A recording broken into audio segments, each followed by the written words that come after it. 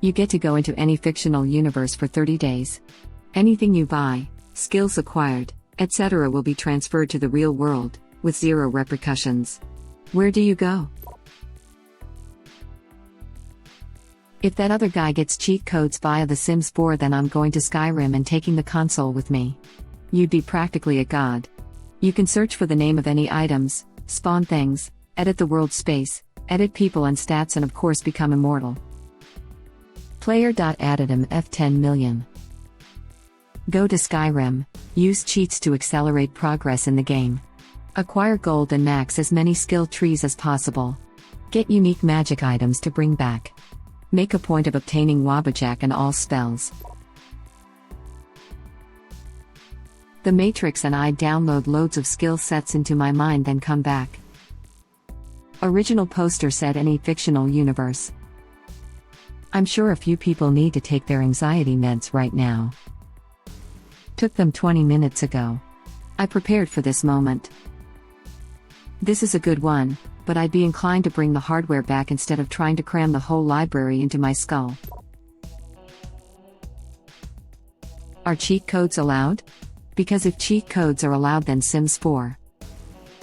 Crap, this is the answer right here. Max all stats and money, build the craziest house with craziest crap in it. Bezos will be a scrub in comparison. Then you get back and your trillions of simoleons are worthless. You know what? I'd settle for maxing out all the possible skills. With all stats maxed, I'd still be able to do whatever I want and be better at it than anyone else. Plays chess for 12 hours straight to become a doctor. Get on the treadmill for 4 days and end up looking like a fitness model. Sounds good to me. But a bunch of expensive stuff and sell it when you get back. Does create a sim count as well? You could mold yourself exactly how you want to look, then literally create your ideal partner. So do I start with nothing? Basically, I have 30 days to acquire enough of whatever currency to buy whatever I'm taking back? Can I steal something and bring it back? _any_ fictional universe? Opens Microsoft Word. Mr. Joseph McHugecock is an immortal billionaire playboy genius who uses his telepathy, telekinesis, teleportation, mind control, eternal youth, healing, time travel abilities, and super strength to inspire him to make movies. He is immediately successful and fulfilled. His soulmate wife helps him. Also, he can travel the multiverse for fun. The end. There's just one catch. He's a carrot. Starring Rob Schneider, rated PG-13. Literally the plot of a book I read. Some rare people can pull objects and magic out of books. One of those magicians writes a book containing an original poster object. He pulls it out, and gains the use of that object. Edit: the book is Libriomancer by Jim C. Hines. That sounds like Ink Heart if memory serves. And missed. So scribble nuts. This guy gets it. You've got 1 month to write a short story about how great you want to be. Get crackin'. Has our /writing prompt/a done anything like this? My favorite beat the genie strategy is to spend a week coining and defining a new word, make it a real TED talk for that genie to listen to, and then wish for that. Reddit link. My beat the genie strategy is also to use defined terms, but then to end any wish with as perfectly and benevolently interpreted and enacted in all respects, including with respect to this explanatory addendum. Star Wars Jedi Knight, Jedi Academy. Force heal sounds a lot cheaper than the dentist. And maybe a lightsaber or 200. A fine addition to my collection. Force heal sounds a lot cheaper than the dentist. Did you ever hear the tragedy of Darth Plagueis the Wise? I thought not. It's not a story the Jedi would tell you. It's a Sith legend. Darth Plagueis was a Dark Lord of the Sith, so powerful and so wise he could use the Force to influence the midichlorians to repair enamel. He had such a knowledge of the dark side that he could even keep the teeth he cared about from decaying. The dark side of the Force is a pathway to many abilities some consider to be unnatural. He became so powerful. The only thing he was afraid of was losing his practice, which eventually, of course, he did. Unfortunately, he taught his apprentice everything he knew, then his apprentice opened a discount clinic on the other side of the mall. Ironic. He could save others from dental decay, but not himself. Star Trek, I want me a replicator. And maybe a transporter and a universal translator. And of course a spaceship. You don't want a holodeck? Surely you want a holodeck. To partake in murder mysteries? Right? Like just that? Could you go get assimilated by the Borg, then when you return you have the collective's knowledge, you're free of the collective, and you have a body full of Borg tech? You're free of the collective. Who says? You get absorbed by the Borg collective. They scan your memories. Immediately learn of another universe without a federation, to which you will return in 30 days. They would immediately start the process of turning you into the Borg Queen. When you return, you'd start assimilating the humans of this world into a new collective. Damn, you played yourself, and your entire species. Stellaris. Even one alloy is untold wealth, it's on the scale of an interstellar empire. Come back with a fleet of warp-capable ships and become the most powerful person in the few solar systems. Using console commands you can have an endgame fleet with, probably, all the tech, and all Unity unlocks before the 30-day limit easily. Also use mods. Now my new galactic empire shall reign supreme. Or maybe I bring Gundams back with me. Either is a win-win. I would go to Gary's mod just because I can get the tool gun. With that thing you can basically scan and save any object. Change its properties, duplicate it. You are basically set for life if you had something like that. Go to the Ben 10 universe, steal the Omnitrix before Ben does. Or why not kill him in his sleep and take it when he has the Ultimatrix, because then you have access to over 1 billion aliens. Or the Omnitrix from Omniverse. Not only will you have access to Alien X who is virtually omnipotent, it will also render you invincible whenever you are not an alien. A man of culture. No Man's Sky. Just go from station to station buying and selling all their cobalt. Come back with millions and enough cobalt to flood the Earth market.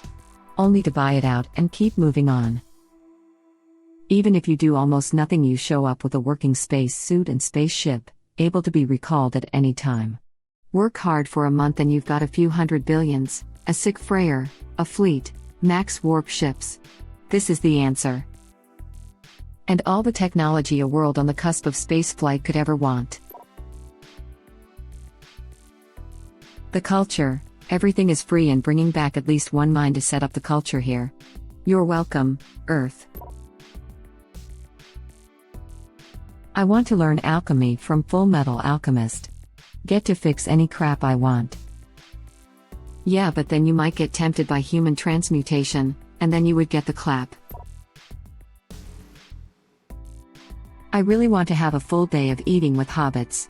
Breakfast, second breakfast, 11s, luncheon, afternoon tea, dinner and supper. I also want to try the salted pork of Isengard with some old Toby after. I wonder how well the hobbits spice their food? They don't seem like a people with trade routes all over Middle-earth to get spices. I imagine it wouldn't be spiced much, but plenty of herbs and whatnot. I'm imaging hobbit cuisine to be like the better part of British/Irish cottage food. Shepherd's pie, Sunday roasts, lots of decadent sauces and flavors based around thyme, rosemary, etc. Lots of mushrooms. I bet Hobbit Hills are perfect for cultivating mushrooms. In the books, Frodo is super into mushrooms. Farmer Maggot finds them hiding from the Nazgul in his field and sees they're legit shaken. So he gives them a big basket because Frodo likes them and sends them on their way. Later on, the Nazgul tracks Frodo sent there, and despite the fact that these things are literally fear and despair incarnate, Farmer Maggot tells it to F off. All my homies love Farmer Maggot. The Sims. Motherload for days. I would go into adventure capitalist and come out with $2 hexaquintillion. Edit. I cannot believe this dumb crap is now my top comment of all time. And also there is a rebirth button, so if you press it you can start your life again being a genius baby if we take the rebirth literally. Just be there long enough to attract a few million angels. Say 5 million. The angels provide you a 2% profit boost on any investment. 5 million would mean a 100,000% profit boost. Invest that money in an IRA. It's not instant, but that thing will grow incredibly fast. Pokémon, for sure. So many responses here rely on you being the hero or having certain things to start. I'm sure I could convince one of the professors or a random person to give me a Pokéball or my first Pokémon. You get and train that first Pokémon, you can fight others to get money, find gold nuggets, etc. Get and bring back a revive and max revive? Oh my god, the scientific possibilities. Finally, pets you can bring back with you. Create fresh water, random vines, a bird that can carry you, etc. Yes. 30 days is enough to become a Pokémon master, so I'll have a badass team of Pokémon, and crapload of money and enough items to heal my little friends without existing Pokémon centers in the real world. Pokémon is definitely a good choice, but just one small correction, you would not have a crapload of money after 30 days, because your Poke dollars would be worthless in our world. Buy nuggets before you leave. They're gold. Am I whoever I want to be in this fictional universe? Or just a double of myself? If I can be who I want, I'll choose the Matrix and be Neo or some other high-ranking freed person. Rack up as many skills and items I want as fast as possible. So after 30 days when I come back to this simulation, I'm decked out. The Forgotten Realms, go make a pact with some deity of my choice, and then invade the real world, bringing magic and fantasy crap.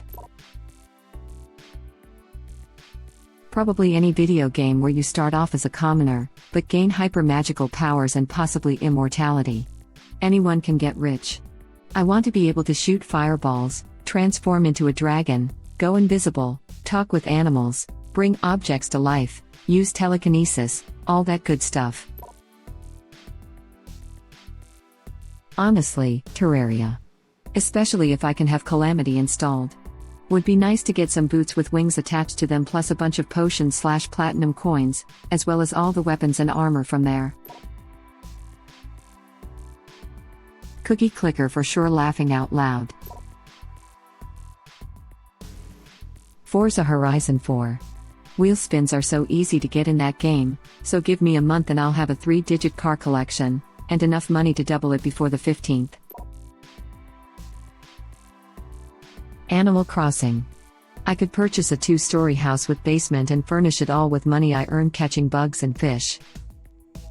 Since I get to keep anything I find, I'd likely return to the real world with quite a few chunks of gold, plus rare fish and priceless art. Plus I'd have a full 30 days to just laze around, chat with cute anthropomorphic animals, help out a friendly ghost, and visit the nearby museum. If I get bored, I can fly off to exotic islands. Nothing bad can happen to me. Worst case scenario, I get bitten or stung by a venomous insect and either buy medicine that heals me instantly or I just wake up in front of my house. Stardew Valley, but I am on my current save year 5. Edit. Thanks for the 1000 upvotes. See, if it's 30-day Earth time, I would choose Stardew Valley too. I'd be an expert farmer, miner, and fisherman. I'd know how to brew beer and run a vineyard. And the best part would be having the knowledge necessary to move into a small town, run out the competition, and build a cult. Minecraft, obviously. A magical chest that can store 1,728 cubic meters of stuff in a single cubic meter. That also suspends time inside, food never spoils, lava doesn't cool, as well as being able to mine 9 diamonds to make a single cubic meter of diamond? Edit. This one thread has quadrupled my karma. Thanks everyone. Edit 2. After all these comments, I've changed my mind and chosen a gold farm. Gold is much easier to break down into sellable quantities. And less risky to obtain in survival. For money, Minecraft is probably the best bet. Gold can be found fairly easily and safely, and one block of gold is worth upwards of $30 billion. Sounds like the most profitable vacation ever. One day making tools in a house, one day mining $30 billion worth of gold, and 28 days fishing and relaxing. Sure, there are tons of other things you could grab, but for a quick and out ludicrously wealthy trip, it's the simplest thing to do. And no, you don't sell all the gold at once and crash the gold market. You just carve off a bit here and there, cast it into bullion or coins, and sell as needed. Minecraft. Go get an F-ton of diamonds, and we set, maybe a god sword and god armor since it's 30 days. Minecraft diamonds are quite big in person. I'm assuming a few billion USD for one diamond block. Also, would love to adopt a parrot from Minecraft. r/rule34/a. Reddit link. Is that really a fictional universe, though? I can understand choosing something out of a porn game, but then that brings up a lot of metaphysical and ethical questions on how such a society functions. Am I asking too many questions to someone who just wants to boink? I mean, if I go to a fictional universe and I'm just me, then it narrows it down massively. If I were to go into some sort of RPG with level-up mechanics, class system and progression, I could feasibly come back after 30 days better than I was, if I level up. Going into Star Trek, I've 30 days to try to get into Starfleet, and then what? Somehow steal their technology? Marvel/DC, I'm basically just a statistic in collateral damage when some robbery happens after 5 minutes of my arrival. Star Wars, I'm not a Jedi, so I'm just me. I can't fly a starship and can't speak anything other than galactic basic. Chances of getting off-world are probably slim. Warhammer Fantasy/40k? Death sentence. I mean, my safest bet would probably be choosing a martial art manga/manhwa and trying to learn some form of technique since I have a martial arts background.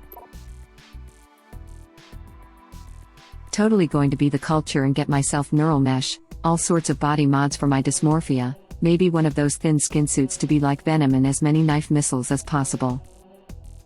Thank you for watching.